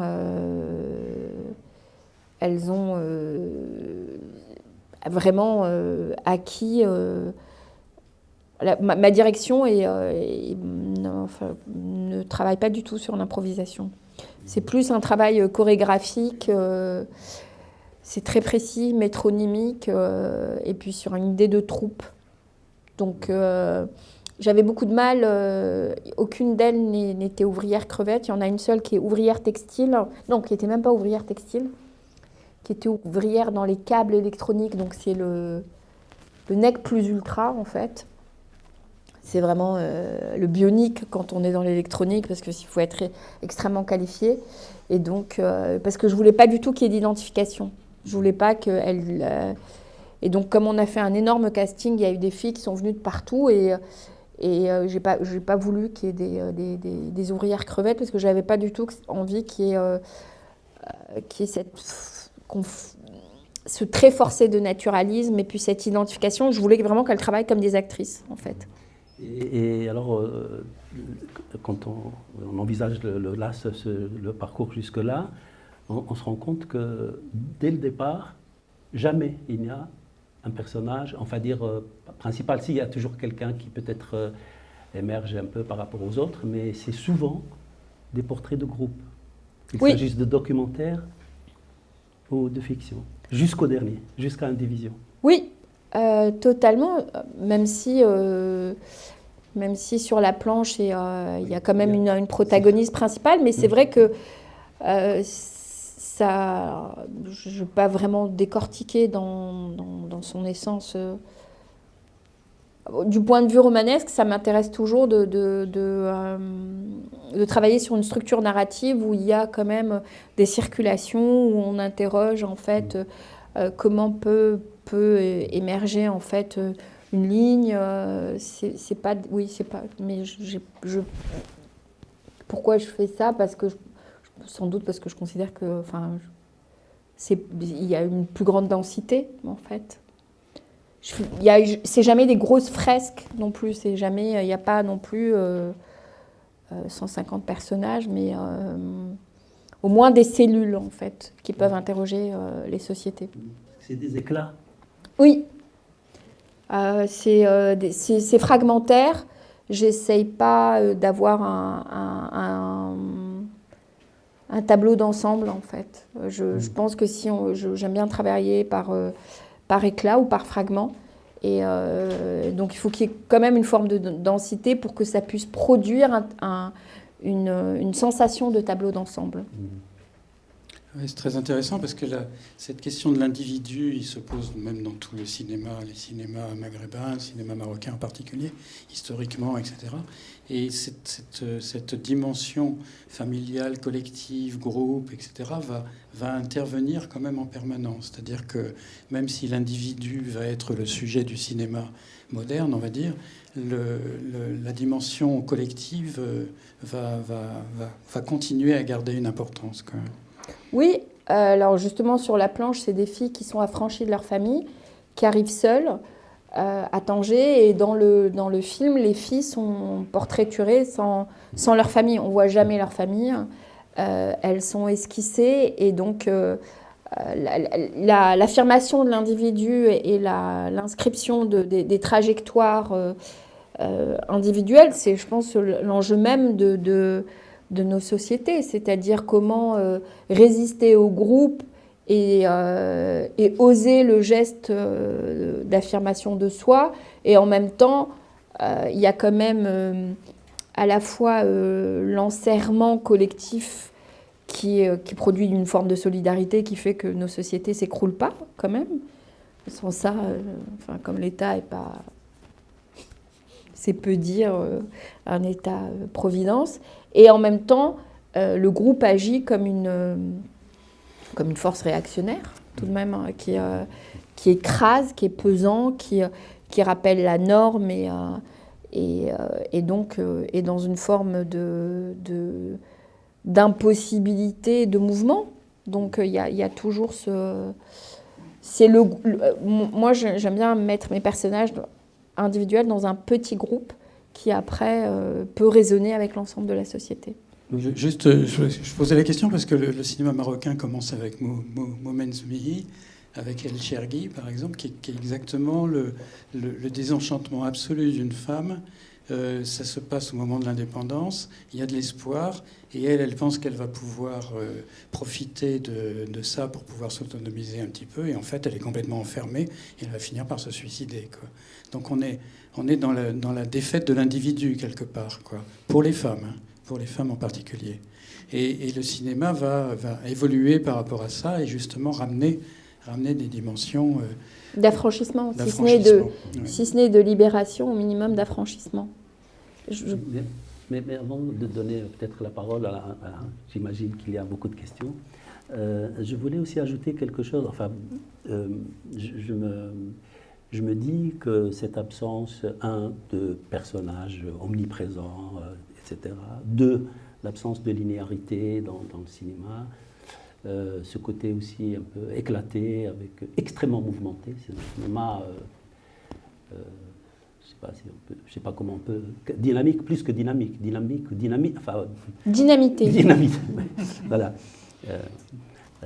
Alors que je n'ai pas fait d'études en URSS, enfin, je sais pas, mais j'aime beaucoup les films, j'étais très imprégnée. Et alors, ce qu'il y a de très, très frappant, on en parlait ce matin à propos de Fawzi, mais c'est dans un autre registre, en tout cas, ce qui me frappe, moi, c'est la place du spectateur dans tout ça. C'est-à-dire qu'on a l'impression que les personnages, quand ils parlent, à part ce côté slam, effectivement, performatif, mais au sens linguistique du terme, c'est-à-dire chaque parole, beaucoup dans la langue. Qui est littéraire, c'est un acte. Ça sort comme voilà, il parle comme il tire, quoi. À part ça, on a l'impression qu'ils nous parlent autant qu'ils se parlent eux-mêmes. C'est-à-dire, moi, j'ai tout le temps l'impression, quand les personnages discutent, en fait, c'est pas une discussion comme ça, et moi, je suis le tiers, quoi, qui écoute ou qui observe. J'ai l'impression que je suis peut-être le destinataire, voire même peut-être le premier destinataire, plus qu'un témoin.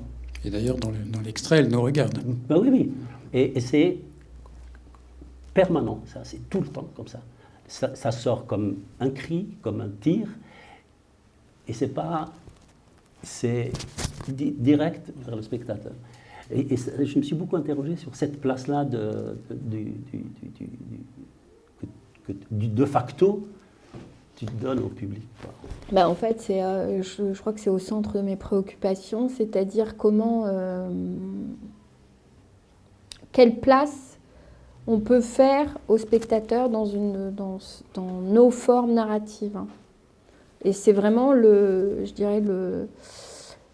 c'est plus que l'épine dorsale. Hein. Je pense que c'est la ventricule de mon travail. C'est à chaque fois, alors ça passe par le récit, le fait d'avoir une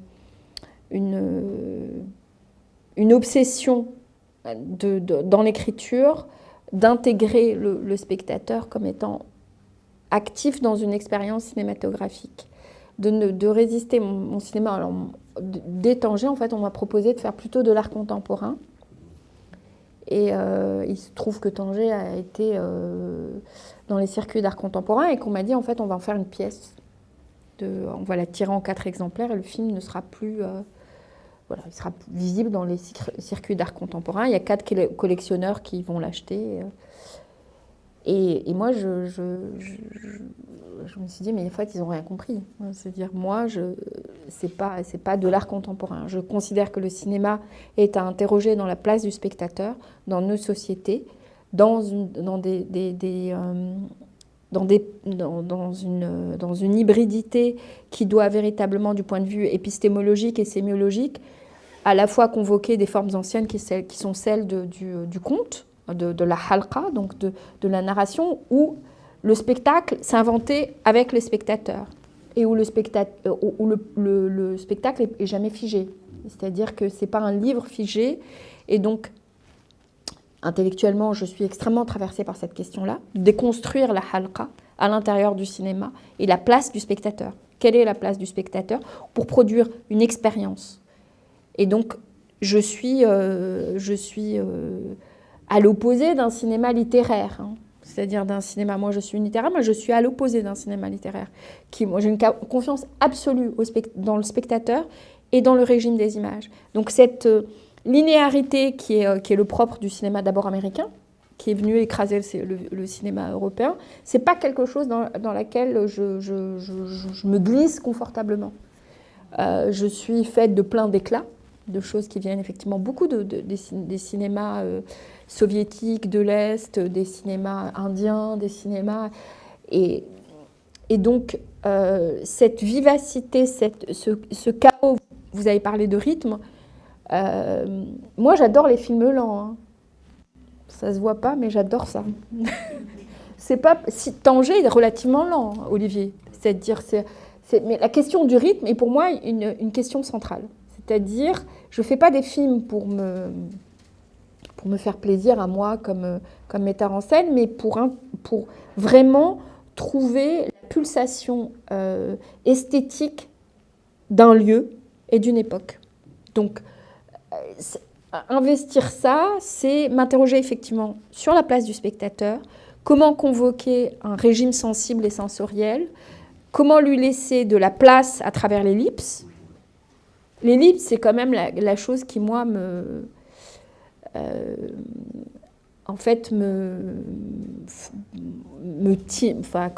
habite ma démarche. D'abord parce que c'est les films qui m'ont marqué, c'est des films qui laissaient la place aux spectateurs et qui étaient des lieux de discussion. Donc j'aime bien les films troués, parce que ça me rappelle, quand j'étais gamine, c'était les endroits où je pouvais parler à ma grand-mère de cinéma parce que le film n'était pas expliqué. Alors, c'est pas un film arabe, c'est pas un film occidental, c'était un film arabe. Je ne l'ai jamais revu parce qu'il paraît que c'est un navet et j'ai peur d'être déçue. Ça s'appelle La Anam, c'est avec Fatin Hamama et ça finit sur une ellipse. Et on en a parlé pendant 10 jours. Et je trouvais ça formidable que, moi j'étais petite, je vais avoir une dizaine d'années, donc il y a à la fois des moments de cinéma où je suis saisie et habitée et qui vont marquer mes rétines. C'est des moments aussi de messe, alors je ne devrais pas dire messe, mais en tout cas de communion collective. Et j'aime ce que produit le cinéma quand ce que font des endroits comme ça, qui font que, en fait, l'essence même du cinéma est réinvestie d'une manière très humble pour être dans cet état de transe où il y a des gens qui sont enfermés dans une salle ou dans le noir et qui regardent dans la même direction et qui après vont être habités et qui vont se frotter les imaginaires les uns aux autres. Et je trouve que cette religion-là, qui n'est pas très vieille, elle est porteuse d'espace tellement insolite et tellement éminemment politique que je me dis, mais pourquoi on continue à faire des films aujourd'hui alors qu'il y a Netflix et que c'est quand même un super truc pour moi, insomniaque, pour m'endormir. Je regarde Netflix, je m'endors tout de suite. Donc c'est hyper important pour moi de regarder des choses pour m'assoupir. Mais dans un monde de flow où il y a une révolution, comme je disais, moi je viens d'un monde, on a plutôt plus de 20 ans, donc on vient à peu près du même monde, un monde de la rareté, et là on est quand même dans un truc de fou, où il y a du flow, il y a de l'abondance, il y a de l'algorithme, et les récits sont dans une prolifération qui est métaphysique, c'est-à-dire que ça produit un tel vertige. Donc qu'est-ce que ça veut dire aujourd'hui? Raconter une histoire, et par l'image, et non pas par de la littérature filmée. par l'essence même, c'est un acte de foi en fait dans l'image. Chaque fois, par rapport à la place du spectateur, c'est que je crois au spectateur. Je ne pense pas qu'il doit se dire « Ah, c'est compliqué ». Non. Souvent, on me dit « Ah, mais tes films, ils sont hyper cérébraux ». Pas du tout. Oui, mais c'est plus qu'une profession de... Enfin, il y a des films où la profession de foi est inscrite dans la façon de faire. Là, ça va plus loin. On est déjà dedans, c'est-à-dire c'est comme si on était attrapé dans le film. On n'est pas sollicité, je veux dire. Hein. C'est pas une invite à participer. On est dedans, tout de suite, déjà. Avant même qu'on presque nous demande notre avis. On n'est pas pris en otage, mais on est dedans. C'est ça qui est frappant. C'est très, très frappant, ça. Au point que le personnage, les personnages que nous avons devant nous, et c'est là où peut-être intervient l'abstraction dans le cinéma, qu'on voit dès le départ, dès Tanger, deviennent presque eux-mêmes des lignes. C'est-à-dire, moi, parfois le personnage, il est tellement fulgurant, enfin, ils sont tellement fulgurants, là, sa parole et ses gestes, c'est pas que la parole, ils bougent beaucoup, les personnages, ils se déplacent énormément, en tout cas, enfin, sur la planche, alors là, c'est des... que finalement, ils deviennent presque comme des lignes. Des vecteurs de tension qui vont dans un sens, qui vont dans l'autre, et nous, on est là, on est pris là-dedans. C'est très frappant, ça. C'est super décrypté. Moi, j'ai pas une si grande... Heureusement, enfin... La place du spectateur, pour moi, elle doit être pas expérimentale, mais c'est une expérience à chaque fois. Et donc, tout ce que je travaille, c'est sur le sensible et de placer... alors, effectivement, le mot, c'est pas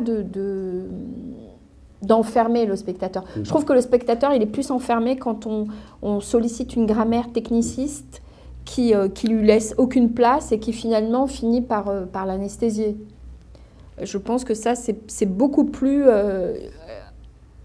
c'est plus un kidnapping de notre libre arbitre, de notre sensibilité, et ça fonctionne super bien. Il se trouve que moi, j'écris aussi actuellement des choses qui sont pour des séries et des choses comme ça, et j'ai affaire à des script éditeurs qui m'expliquent qu'à la 17e minute, il doit se produire ça, et là, il doit y avoir une relance, et donc parce que ça fait des centaines de millions de fois que ça se fait, et c'est fascinant. Moi, je regarde ça, je suis vraiment une béotienne. Je regarde ça, je fais waouh. Et cette mécanique industrielle d'asservissement, elle est super efficace. Moi, je marche dedans, je regarde un truc. C'est basé sur des statistiques. Voilà, et elle me dit bah non, là, t'as perdu, t'es à la 23e minute, t'as perdu ton spectateur. Oui, c'est ça. Mais c'est des statistiques. Et je suis ébahie, parce que c'est hyper efficace. Hein. Oui. Ah non, là, tu es à tel endroit, il faudrait que tu injectes un petit peu de cul, parce que, tu vois, c'est pas mal, là. C'est à ce moment-là que, normalement, ça rentre. Et c'est du papier à musique, hein. Ça s'appelle un script editor. Ça vient, et donc, je trouve que c'est beaucoup une violence aliénante, quasi totalitaire de l'industrie de l'écriture, et quelque chose qui enlève les imaginaires et les synapses. Moi, j'essaye au contraire de donner la liberté, quitte à ce que vous détestiez ce que je fais. Moi, c'est violent pour moi. Hein. Évidemment, je préfère qu'on me crache pas dessus, mais bon, je prends le risque de laisser cette liberté-là. C'est éminemment politique de dire, ok, je tente quelque chose, j'essaye de travailler sur le sensible, de travailler sur du rythme, je dirais, c'est quasiment un cinéma primitif aussi. Il y a quelque chose de très primitif que je revendique comme tel, avec des fois des rétributions qui sont magnifiques, où des gens vous disent j'ai vécu une expérience, comme tu me dis, je me dis voilà, quand je m'allume ma petite bougie intérieure à l'hôtel du cinéma, je me dis voilà, le cinéma ça devrait être ça. Si ça marche, c'est magnifique. Le risque, c'est de me faire détester ou spiller, où on me dit mais non, mais en fait c'est très inconfortable, c'est noir, voilà, il faudrait des choses plus... cette voix off, elle est insupportable, elle parle trop vite. Et en même temps, moi, j'ai pas voulu, je le redis, j'ai pas voulu aller vers l'art contemporain parce que j'ai un côté très, voilà, j'aime bien le côté populaire du cinéma. Et je pense que se couper de la possibilité de récits différents, c'est un enjeu politique. Et la place du spectateur est un enjeu politique fondamental. Tu vas dire qu'on peut-être on passe la parole. Oui, bien sûr, tout à fait. Parce qu'on est déjà dans Indivision totalement. Oui, oui, complètement. Et voilà, c'est ce que je voulais dire justement. C'est-à-dire que si vous n'avez pas encore vu Indivision, allez le voir, parce que c'est l'illustration absolue de la prise de risque.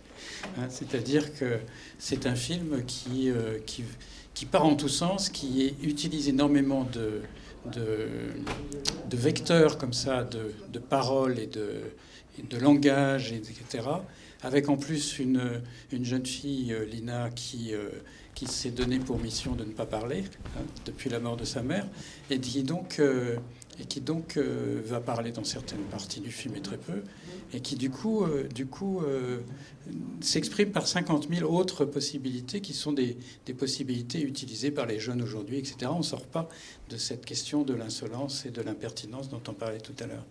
Donc aller voir Indivision, c'est vraiment, comme tu le disais, une expérience. À vous la parole. Vos questions, vos réactions. Vous avez vu Indivision? Ah, 21h ce soir. Ah, c'est ce soir. La grande séance, c'est ce soir. Ah, d'accord. Vous faites bien de le dire. Donc on ne va pas le divulgacher. Non, on va pas divulguer. On ne va même pas vous montrer l'extrait qu'on avait préparé, qui n'était que le début du film de toute façon. Mais par contre, si vous voulez réagir par rapport à tout ce qui a été dit, parce que c'est d'une richesse extrême, donc c'est pas évident de reprendre sa place là-dedans. Sur la planche, vous avez vu sur la planche ou non? Si. Alors tous ces films sont passés au festival, mais pas tous. Oui, et je voulais vous dire que c'était vraiment important pour moi, et Tar et Olivier et toute l'équipe. C'est le cinéma, il vit grâce à des moments comme ça, grâce à des gens qui sont des moines. C'est pas une armée de l'ombre, qui sont vraiment des vrais mystiques. Et on fait des films, on est tout seul et on se dit mais oh là là, pourquoi je fais mon film? Ça intéresse qui? J'ai envoyé bouler tout le monde, j'ai refusé tout ce truc pour sortir de manière confortable, et on est galvanisé en fait quand on est dans ces lieux-là avec ces gens-là, et c'est très sincère. C'est un travail de refertilisation de soi pour partir qui est rare. Et moi, je vais dans des grands festivals, mais en fait, j'adore les petits festivals. Oui, allez, micro. Bonjour. Tu as parlé pour le documentaire, mais aussi apparemment pour la fiction, le fait que tu fais comme un travail de rencontre, presque un peu d'anthropologie. Moi, je me demandais pour les brûlures, etc., comment tu rencontres? Comment tu vas à la rencontre des communautés, tu disais nigérianes, de gens...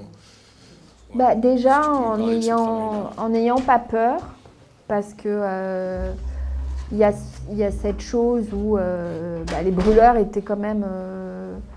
énormément entourés d'une espèce d'aura de violence. C'est des gens qui vivent dans la rue, pour les Marocains, qui pour les subsahariens vivaient dans des petits hôtels miteux.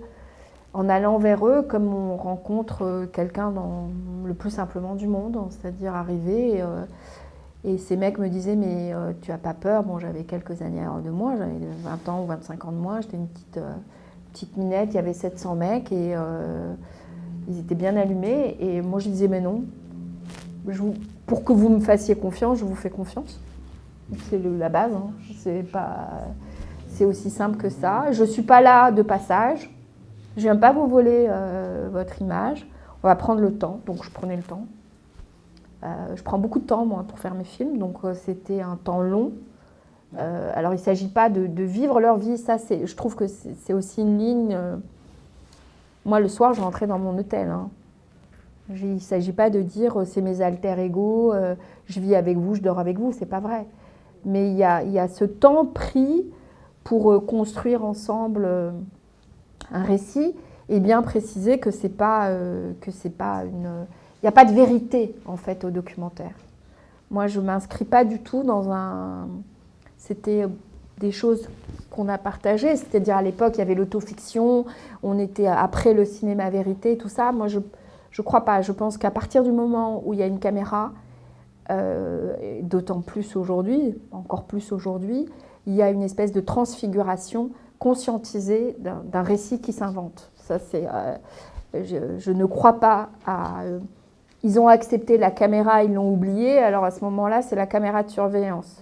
Moi, je trouve que c'est la seule caméra qu'on peut oublier. Hein. Ou sinon, je ne vois pas, ça m'amuse beaucoup quand on me dit il a oublié la caméra. Non. Donc, c'est un temps long, c'est un pacte de confiance. Moi, je disais à mon opérateur, il faut être suffisamment prêt pour que si jamais tu l'énerves, il puisse te gifler. Et suffisamment loin pour voilà, trouver la bonne distance. Et puis, vraiment assumer que c'est des fictions de soi qu'on construit ensemble. Ne pas avoir cette espèce de surpuissance d'imaginer qu'on saisit une vérité comme ça, essentielle. C'est un récit. Et là, c'est très violent, un documentaire. Parce que vous êtes là, vous magnifiez une personne et vous partez. Et ces gens, ils reviennent à leur vie. Hein. C'est un deuil, ils ne sont pas préparés à ça. Ce n'est pas des acteurs professionnels, mais ils ont joué. Donc il faut les préparer aussi à ça. Au fait que c'est un récit filmique auquel ils participent. Ça n'est pas une vérité métaphysique qu'on leur arrache. Ça n'est pas le personnage. Il n'y a pas une confusion. La confusion, il faut faire attention. Il y a le Denise filmé, il y a le Hassan filmé. Et c'est marrant parce que Hassan était schizophrène et il disait « Oui, mais en fait, moi, ce dont j'ai peur, c'est que en fait, cette vérité dans le film, elle mette de l'ordre dans mon désordre intérieur. » Et donc, il avait tout compris, en fait. Donc, il y a une préparation éthique. La différence, il y a toujours de l'éthique dans le cinéma, même en fiction, mais c'est placer l'éthique avant même le dispositif filmique. C'est-à-dire que sans ça, c'est d'une violence un documentaire, c'est-à-dire que vous partez et les gens peuvent s'effondrer. Et souvent, et après, vous voyez, il y a des trucs horribles où on fait des procès. Philibert avait eu un procès, tout le monde, c'est très courant.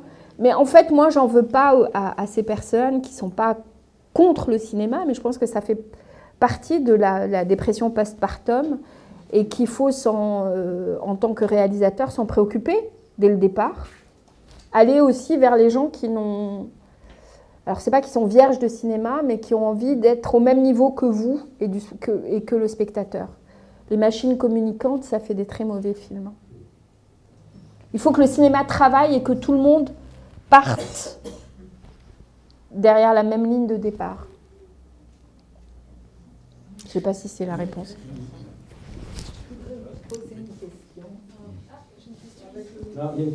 Oui, parce que c'est une question de micro. Il y a déjà... Le micro, non, je voulais parler de la production. C'est-à-dire, d'abord, est-ce que vous avez votre propre société de production depuis le départ ou bien depuis quand? Et par ailleurs, vous avez des partenaires de production. Est-ce que là aussi, c'est des fidélités ou bien c'est chaque projet doit chercher tel ou tel type de producteur? Et par rapport au financement, aller chercher l'argent, évidemment, en Europe, en France, à Doha, est-ce que vous avez des choses qui vous plaisent ou vous déplaisent dans ce processus de recherche des financements? Alors, mon premier film, je l'ai écrit de manière assez enfarinée. Je n'avais pas fait d'école de cinéma, je n'avais pas fait de court-métrage. Et je disais, je vais faire un film. Tanger, le rêve des brûleurs. Donc, je l'ai écrit et je l'ai envoyé. J'habitais en France. Et je l'ai envoyé au CNC. Tout le monde, tous mes copains se foutaient de ma gueule en disant, mais tu fais pas ton cinéma. Tu fais ton cinéma, tu vas jamais faire du cinéma.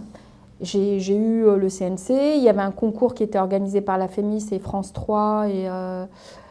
voilà, enfin un truc, j'ai eu le concours et c'était des intentions qui étaient qui étaient sans concession. Je voulais pas filmer la traversée. Tout le monde me disait il faut la traverser. Je voulais pas filmer de l'autre côté en Europe, genre les brûleurs ont réussi ou pas. Enfin, donc j'avais des partis pris très clairs et j'étais un peu l'innocente aux mains pleines. J'ai fait une espèce de gros lot et je me suis retrouvée Cendrillon au bal.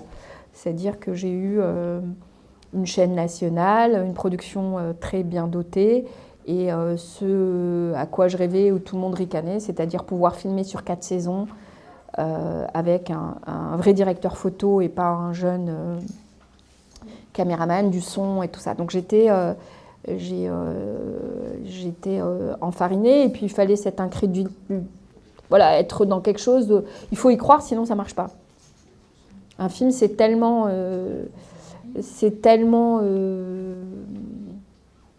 à la fois vain et onéreux et incroyable qu'il faut être innocent et inconscient, sinon on n'en fait pas. Mon deuxième film, c'était ZAD. J'étais encore en montage. Non, je venais de finir mon montage, mais je n'avais pas fait mon mixage. Et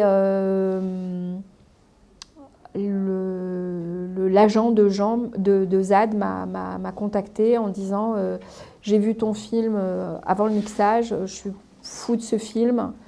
Voilà, je voudrais que tu rencontres ZAD. J'ai dit moi ça m'intéresse pas du tout, j'aime pas la musique jazzy arabe, ça me fatigue, j'adore la soupe, la pop, j'ai pas envie de le rencontrer. Il m'a fait écouter, j'ai adoré et on s'est rencontrés, il y a eu un effet miroir. On avait les mêmes obsessions et j'ai dit ok banco, on y va. Donc ça c'est et sur Nos lieux interdits, ça a été très très compliqué. J'avais comme producteur Lina et Gérald Collas, qui est un grand monsieur de cinéma, qui est vraiment qui a été formidable. Ils est venu le présenter. Ah ok, qui est vraiment quelqu'un qui est très très important pour moi, que j'ai rencontré à la suite enfin, Lina faisait partie, voilà, justement, de la corbeille magique de Cendrillon, mais je n'avais pas rencontré Gérald, qui est venu à la fin de mon montage, qui a vu le film, qui a trouvé ça formidable et qui n'a pas touché. Qui a dit c'est super, il ne faut pas y toucher. Donc j'ai fait aucune concession. Il a essayé de produire un film de 90 minutes, c'est le contraire. Il m'a dit c'est trop court, est-ce que tu as une version longue? Je lui ai dit oui, mais Vivement lundi, il m'a dit 52. Donc voilà, j'ai rencontré Gérald à ce moment-là. C'est des histoires de loyauté. Nos conversations étaient passionnantes. Il se trouvait que moi, je lisais les articles de Gérald avant que je fasse mes films. Donc j'étais très, très émue que ça soit mon producteur. Et sur Nos lieux interdits, on s'est dit que c'était un film de cinéma. Et Gérald m'a dit, écoute, il faut que tu le produises du côté marocain, parce qu'on voulait le sortir en salle. Il n'y avait jamais eu de documentaire marocain qui était produit qui avait bénéficié de subventions. C'était un film, c'était une première partout. Et là encore, il faut être innocent. Donc moi, j'ai déposé Il ne faut pas être cynique quand on fait des films. Si on se dit, ils m'attendent au tournant, ils attendent tel film, on rentre dans une forme de paranoïa. Qui fait qu'on est tétanisé. Donc moi, j'ai déposé en me disant, je ne vois pas pourquoi ils vont me censurer. Et après, ils étaient hyper emmerdés, hein, le comité de censure, parce que j'avais déposé mon film. Mais moi, je ne pars jamais de l'idée qu'il va m'arriver des horribles choses. Il m'en arrive parfois, mais je ne me dis pas, il va m'arriver des trucs atroces. Je ne vais pas pouvoir le faire. Je me dis, on y va. Donc j'ai monté ma boîte et puis Gérald savait très bien comment fonctionnait la coproduction. Lina m'a suivi, ce qui était une histoire de fidélité, puisque Gérald avait beaucoup aimé à la lecture. Il faisait partie du comité, ça je ne le savais pas, Tanger. Donc quand j'ai gagné ce concours. Et donc Gérald, mon producteur documentaire, est un ayatollah qui ne fait pas de concessions. Et on a fait ce film en disant, si la chaîne veut faire ça, on le fera sans chaîne. Si il y a eu des discussions auquel Gérald et moi, on a fermé la porte par rapport à la censure marocaine. On a tout simplement sorti le film, et je pense que tu le sais, puisque je t'avais demandé, on a sorti le film au FID pour pas avoir à comment dire, négocier avec les Marocains sur ce qui était montrable et pas montrable. Une fois qu'il est sorti, ils étaient fous de rage, parce qu'il y avait des articles, et donc ils ne pouvaient pas faire autrement que valider. Sur la planche, j'ai travaillé avec à l'époque c'était une jeune productrice, et puis un ami avec lequel j'ai produit après Indivision. Je ne cherche pas à faire des films fauchés. Je ne me dis pas, tiens, c'est super, j'imagine un film, et puis je fais... Sur Indivision, je suis partie avec d'abord une boîte de production très installée, où j'aurais pu m'acheter un appartement à Paris. Et puis, c'est juste parce qu'on ne s'est pas entendu que je suis partie sur une ergonomie plus légère. Hein. Mais au départ, après sur la planche, j'ai signé avec une grosse boîte de prod. Mais en fait, le film qu'ils voulaient faire, je me suis rendu compte au bout d'un moment qu'il y avait un gros malentendu. Ils avaient envie d'un film plus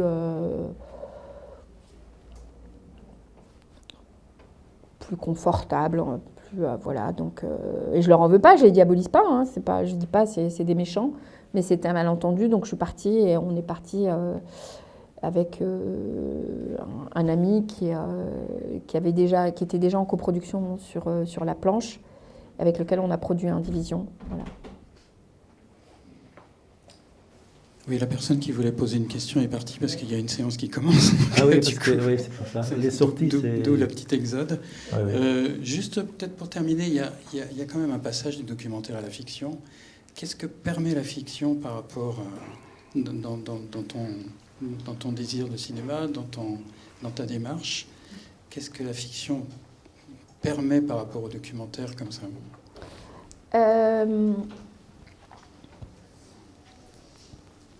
Les décors.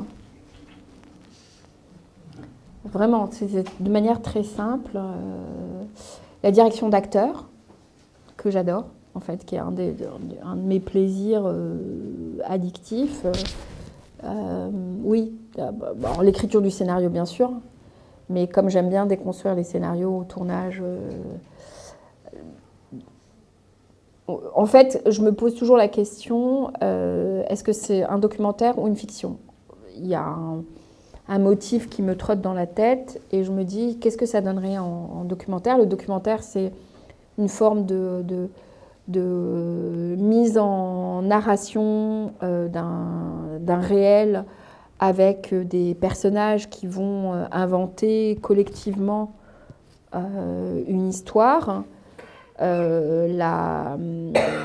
Les questions formelles sont au centre, les questions de direction aussi, mais on fait pas de la direction d'acteur. Donc ça, c'est... Après, la question de la forme, je la récupère au montage, je la récupère... et puis évidemment dans le cadre tout de suite. Mais l'écriture du scénario... c'est une première enveloppe que je vais dynamiter au tournage et que je vais redynamiter au montage. Donc il y a l'écriture du scénario, il y a la direction d'acteur qui est, comme je disais, un plaisir infini. L'interprétation, moi j'adore quand les films, en fait quand on a un dispositif et qu'il nous échappe, il nous échappe de la même manière par le réel en documentaire. Et j'aime l'humilité, le cinéma c'est quand même un truc formidable, c'est collectif. Donc on n'est pas seul, on propose, et cette proposition, elle est interprétée. Donc elle est interprétée d'une certaine manière en documentaire, elle est aussi interprétée littéralement dans la fiction. Et puis, oui, la maîtrise et la construction du décor, en fait, aussi en fiction, cette espèce de plasticité de l'imaginaire, la stylisation, je pourrais en parler pendant des heures, c'est-à-dire ce qui... Justement, cette possibilité de modeler un petit peu l'imaginaire, quoi. Oui. Est-ce que vous avez d'autres questions? Oui, monsieur. Ouais. Juste pour continuer sur cette fiction, le côté fiction documentaire, est-ce que je pense notamment à Éliane Delatour qui passait du documentaire à la fiction pour pouvoir mettre en scène des choses qui dans le documentaire ne peuvent pas être mises en scène. Est-ce qu'il n'y a pas aussi ça, c'est-à-dire que des choses qui seraient infilmables? Alors peut-être on parle du coup d'une responsabilité par des personnages, je ne sais pas comment le dire, des vrais gens ou des personnages, voilà, dans le documentaire versus fiction. Est-ce qu'il n'y a pas aussi quelque chose de ce ordre-là dans le passage de l'un à l'autre? Il y a de l'ordre, en fait, pour moi, c'est l'ordre de des enjeux véritablement de profondeur et de maîtrise. Hein. C'est-à-dire que on prend par exemple sur la planche, on pourrait dire j'aurais pu faire un documentaire sur les ouvrières. Mais formellement, c'était quand même beaucoup plus intéressant de travailler sur un récit qui serait un récit du film noir, croisé avec cette performance d'actrice. Donc ça crée des enjeux à la fois romanesques et formels qui sont beaucoup plus forts. Et puis ça ouvre en fait des autoroutes esthétiques qui sont différentes du documentaire. Mais moi j'insiste, le documentaire, pour moi, je ne dis pas pour les autres réalisateurs, c'est une mise en scène aussi esthétique. C'est pas dénué d'enjeux formels. Hein. À chaque plan et il y a du montage. C'est pas la cour des grands et la cour des je le dis tout le temps. Les enjeux sont différents. Moi, ça m'intéressait. Par exemple, Tanger, moi, je l'ai beaucoup conçu comme un western. Hein. C'est-à-dire, c'était vraiment la construction des plans, le travail sur la frontière, tout ça, l'épopée, les échanges collectifs. C'était vraiment un western. Hein. La lenteur, les enjeux moraux, le bien et le mal, enfin tout ça, c'était... Puis même la stylisation, le fait que les personnages sont extrêmement stylisés dans Tanger. Tu parlais de ligne, la ligne, elle est quand même très appuyée. Et donc, ce qui moi me fait j'insiste un peu sur le fait que le documentaire c'est pas un parent pauvre hein, en recherche formelle, c'est d'autres recherches esthétiques et narratives. Mais c'est pas juste le réel qu'on se contenterait de capturer. Et on est même parfois obligé d'être beaucoup plus attentif, sachant qu'on ne dirige pas des acteurs à d'autres choses auxquelles on ne ferait pas attention quand il s'agit de fiction. Ouais. Et quand on voit Sophia Issami, je veux dire, j'ai un peu du mal à m'imaginer. Je veux dire, cette fille, elle a quand même une énergie incroyable dans le film. Tu lui as demandé de jouer un personnage qui est à 100 à l'heure, mais pas seulement ça, qui est complètement déchiré, etc. C'est une jeune femme. Comment ça s'est passé psychologiquement quelque part, je veux dire, sur le tournage et tout ça? En fait, c'était assez difficile. Je le dis en essayant de garder une forme de pudeur, parce que elle avait une violence en elle, mais une violence d'acteur en fait. Hein. C'est pas du tout. Alors dans la vie, elle ressent pas du tout au personnage. Hein. Mais quand tu l'avais casté, tu sentais que c'était possible. C'est quelqu'un qui a une extrême violence, mais comme je sais pas moi, Patrick Devers. Moi, j'avais l'impression d'être plutôt devant Patrick Devers. J'avais pas l'impression d'être devant une fille de la rue où il y avait un jaillissement d'une inquiétude telle que je me disais le travail va être formidable et en même temps ça va être de la dynamite. C'est-à-dire que, et puis je lui ai bien dit, tu sais, c'est peut-être que ça donnera pas lieu à une carrière, bien insister. Quand vous travaillez là aussi, il y a une question éthique. Quand vous travaillez avec des gens qui ont pas fait de film, sur les préparer à l'après.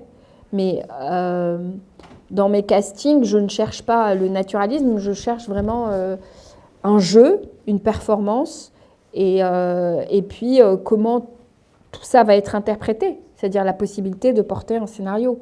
Je ne cherche pas à me dire, en fait, ah, c'est le personnage.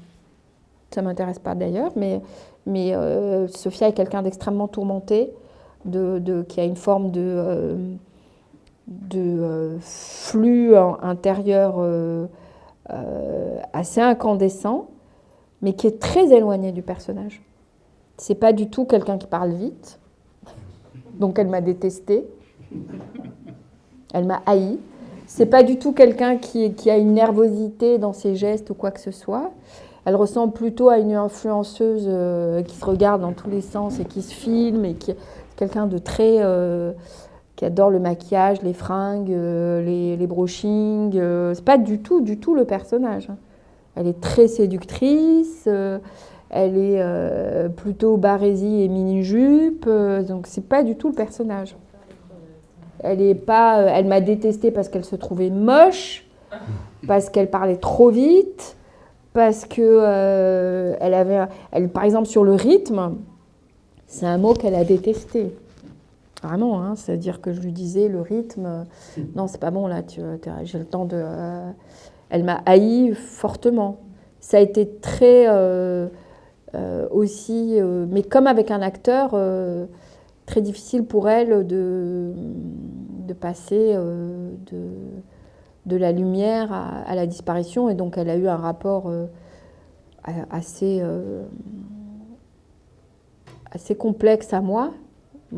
Et donc, voilà, je pense que la responsabilité, c'est plus quand on travaille avec des non-professionnels, comme avec des personnages de documentaires, de les préparer à l'après. C'est-à-dire qu'on ne peut pas prendre des gens dont ce n'est pas le métier et les lâcher dans la nature, sachant que vous travaillez avec leur psyché et que leur psyché, vous êtes responsable. Il y a une forme de déontologie. Et Sophia est... oui, voilà, c'est quelqu'un d'incandescent, mais une Devers, hein, ou une Depardieu, où voilà, elle a une forme d'impétuosité, mais c'est un véritable rôle de composition. Elle n'est pas Badia. Elle m'en a beaucoup voulu, elle l'a détesté. Vraiment, elle l'a détesté. Hein. Elle me disait, j'aime pas. Alors, j'ai pas plus beaucoup de rapports avec elle, parce que nos rapports ont été un petit peu conflictuels. Je crois qu'elle est mariée en Hollande. Elle a eu d'autres expériences et qui se sont révélées, je pense, assez pauvres, hein, artistiquement. Donc, elle n'a pas réussi à percer. Bon, merci. Merci à vous. Merci beaucoup. Merci beaucoup, la dame.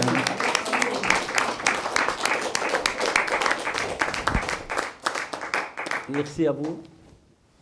Allez voir Indivision. Et si vous en avez l'occasion, voyez les autres films aussi de Leïla Kilani.